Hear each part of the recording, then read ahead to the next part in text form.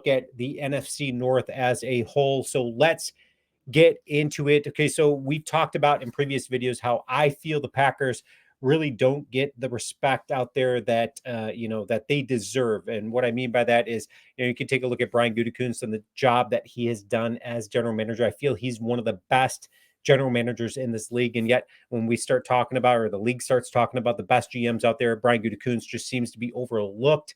Same thing with coaches and Matt LaFleur. I think Matt LaFleur has proven himself to be one of the best coaches in the league, taking the youngest team in the league and catapulting them into the playoffs, making history like they did last season. And, that could be a good thing. The Packers not necessarily, being right there front and center, because then it's like they've got to go out there and prove something. They got a chip on their shoulder. They got an edge to them. But when it comes to power rankings and all of that, it's also a good thing for the Packers to stack up and rank high, because then you start looking at nationally televised games, all of that. We already know Packers are getting, the kickoff to the NFL against the Eagles in Brazil. So that is an honor.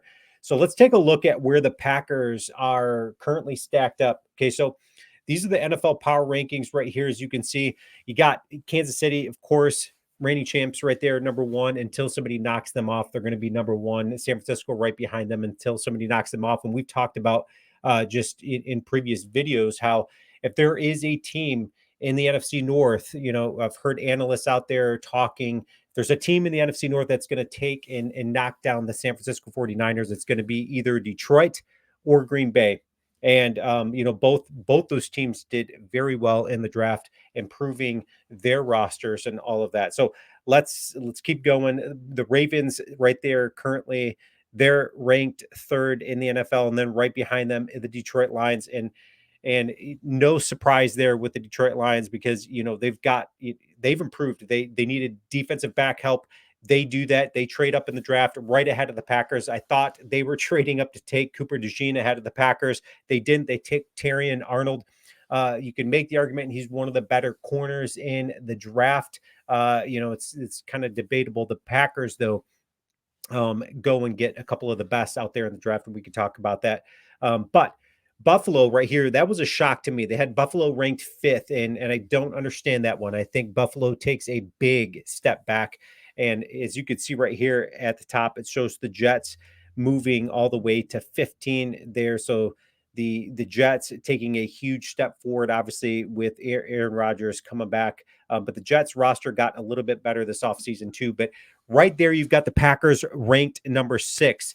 That is a big honor for the Green Bay Packers, because this is a team that, again, a lot of people feel very strongly about Jordan Love. They think that this guy is a legit quarterback and he is going to be around for the long haul. Think he's one of the best quarterbacks. He proved that he was one of the best quarterbacks. You look at the last 8 games of the season, he certainly was the best quarterback, hands down, out there, even in the playoffs. And then they go and they address some issues that they needed. Biggest issue, defensive coordinator. They get rid of Joe Barry. They get Jeff Hafley in. I'm super excited to see what Hafley's going to do. And then we add Bullard, and then we add Cooper for a linebacker core there. I cannot wait to see how those guys pair up. And then don't forget about Jordan Morgan. Okay, so Bakhtiari, we already knew that guy, he played 1 game last season. You can pretty much count on him not being there. So Packers do the best things that they need to do. They get better. They free up cap space. They go and sign Jordan Morgan, a guy that, has been compared to David Bakhtiari. But the Packers ranked 6 right here on this list. I want you guys to leave your comments and let me know where you think the Packers should be. I've seen other power rankings come out where they have the Packers at number 8, but let's continue down. Let's take a look at the NFC North right there. The Eagles jump. They're ranked 10th right there. I think the Eagles are going to be up higher than that, just based on what they did in the draft. They got Cooper DeJean. They got Quinyon Mitchell. Their defense got so much better. But let's take a look at the Bears right here. It says the Bears are ranked 17. I've seen another power ranking, NFL power rankings, where it has the Bears ranked 15 or even 16. Obviously, adding Caleb Williams. Time is going to tell there. I cannot wait to see Caleb Williams out there. I really can't. I think the Packers are going to take it to him. However, The Bears got better all around offensively. You'd have to be a very, very, very bad quarterback in the league if you cannot make the offensive weapons work there in Chicago. They certainly did a whole lot to bolster their offensive roster, getting Keenan Allen, adding DeAndre Swift, Austin Booker, Romo Dunze, getting him in the draft, and then he got, of course, Caleb Williams. Okay, so here's a shock to me. So when you start going down and scrolling down, number 26, you have the Minnesota Vikings right there. They go and get JJ McCarthy. Now, yes, that is a project. Sam Darnold is going to be their quarterback, come the beginning of the season, and then probably maybe for the whole season, because I think Darnold is going to do fine there. You got to look at, so let's take a look at where the Minnesota Vikings finished last year. So they finished 7-10. 7-10 last season, and that was with like filtering through what, four quarterbacks, whatever they went through there in Minnesota.